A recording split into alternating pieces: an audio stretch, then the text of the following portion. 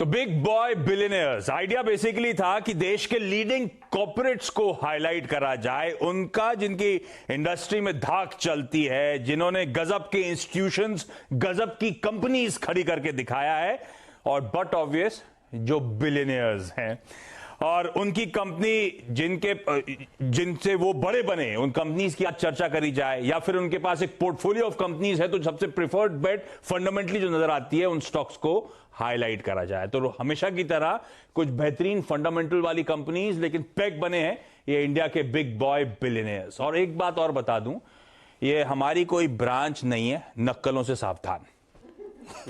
Idea ठीक है ना बिग बॉय बिलियनियर्स का? असली इधर है दुकान। तो कुछ बेहतरीन इंडिया इंक के फेसेस आज हम लोग हाईलाइट करने जा रहे हैं और उनकी बातचीत होगी और साथ साथ उनकी बेहतरीन कंपनीज जो फंडामेंटली अट्रैक्टिव हैं उनको आप अपने पोर्टफोलियो में शुमार कर सकते हैं। शुरुआत कौन कर रहा है? नीरज जी आप करोगे क्या? आज मैं कह रहा हूँ उससे कराते हैं, सुमित से। अच्छा, सुमित की वैसे कंप्लेंट थी शो से पहले कि रोज ब्रेक के बाद लेते हो और आदत 30 सेकंड नहीं देते हो मेरे को, तो ठीक है शुरुआत सुमित के साथ हो रही है। इसका मतलब ये नहीं तुम हाँ, सबका हिसाब किताब बराबर कर दो। 2-2.5 मिनट है तुम्हारे पास। कौन सा सबसे पहले वो बिलियनियर और उसकी कौन सी कंपनी? बिलियनियर है वो आदिकाल से है। आदि गोदरेज की मैं बात कर रहा हूँ जो आदिकाल से बिलियनियर है। बहुत पुराने रईसों में नाम शुमार है उनका और बहुत पुराने ग्रुप को वो रिप्रेजेंट कर रहे हैं, गोदरेज ग्रुप को रिप्रेजेंट कर रहे हैं।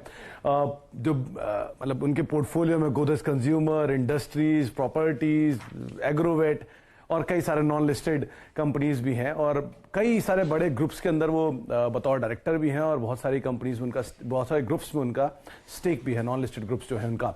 तो एक बड़ी नेटवर्थ होल्ड करते हैं और एक बड़े ग्रुप को जो बिजनेस है उसके अंदर से इनका एक अच्छा बिजनेस आता है। डेयरी और पोल्ट्री में धीरे धीरे एक्सपैंड कर रहे हैं।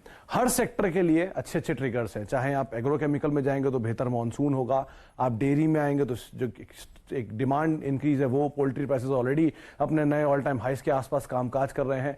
एग्रोकेमिकल स्पेस जो है वो अच्छे नंबर्स दिखा ही रहा है और एनिमल फीड, क्योंकि पोल्ट्री की डिमांड अच्छी है तो एनिमल फीड की भी डिमांड अच्छी है। 50% रेवेन्यू उठाते हैं और इंडिया के ऑर्गेनाइज प्लेयरों में सबसे ऊपर नाम इनका शुमार होता है। तो हर तरीके से नंबर्स वाइज तो साउंड इस सिचुएशन में दिखाई पड़ रहे हैं। इस कंपनी ने पिछले 4 साल 3 साल में जो अपनी पिक्चर दिखाई है रेवेन्यूज की, वो भी बढ़ते हुए दिख रही है, चाहे प्रॉफिटेबिलिटी साइड पर हो या रेवेन्यू साइड पर हो। 2-3 चीजें और अच्छी हैं। एक, अपने डेट को इन्होंने करीब करीब 1/4 कर दिया है पिछले 5-1 साल में।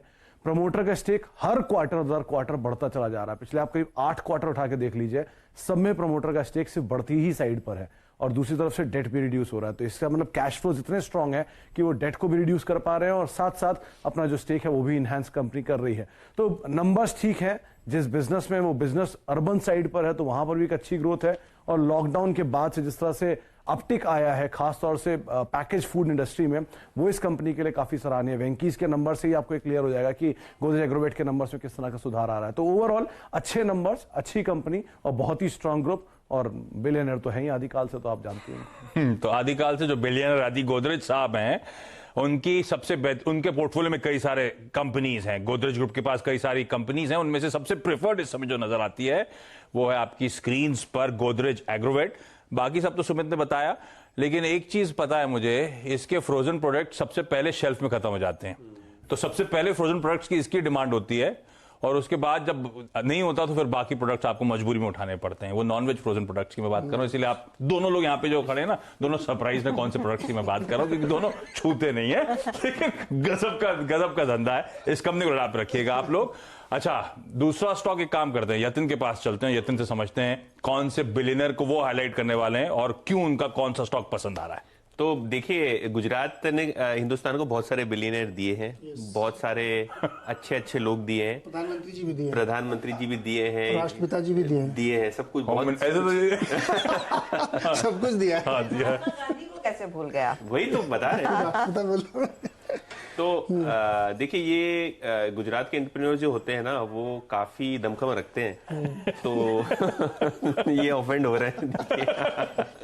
तो गौतम अदानी की बात कर रहा हूं मैं, जिन्होंने एक छोटे से कारोबार, ट्रेडिंग कारोबार को एक बड़ा मैं ऐसे कह सकता हूं मल्टीनेशनल इंडियन कॉन्ग्लोमरेट बनाया।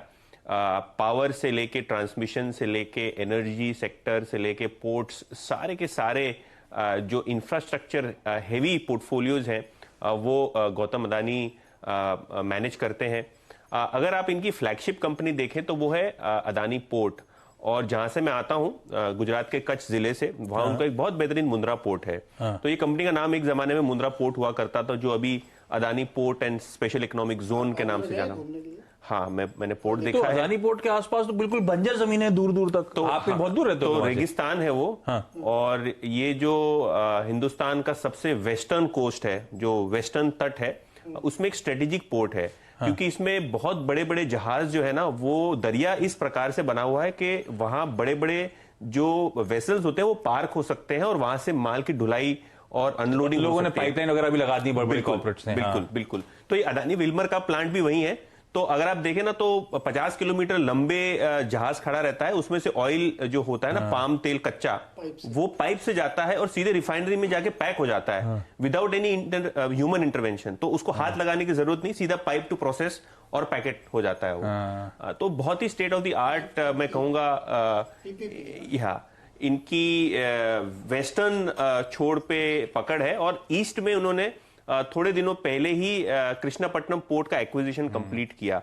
तो ईस्ट कोस्ट या वेस्ट कोस्ट दोनों तरफ की बात करें ना, तो ये प्राइवेट सेक्टर में सबसे बड़ा मार्केट शेयर धराने वाली पोर्ट कंपनी है, और बहुत बेहतरीन तरीके से ये एसेट ये चलाते हैं।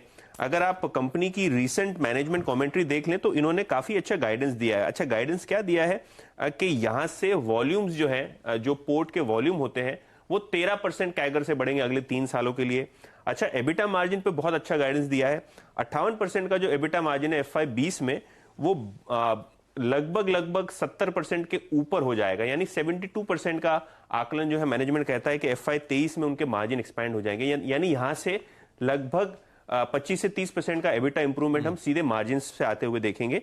और अगर आप ब्रोकरेज प्लेट देखें, जो कि मैंने बनवाई है प्रोड्यूसर साहब से, तो ब्रोकरेजेस का औसत टारगेट प्राइस 400 से लेकर 450 के बीच में है। तो जो करंट मार्केट प्राइस है वहां से 25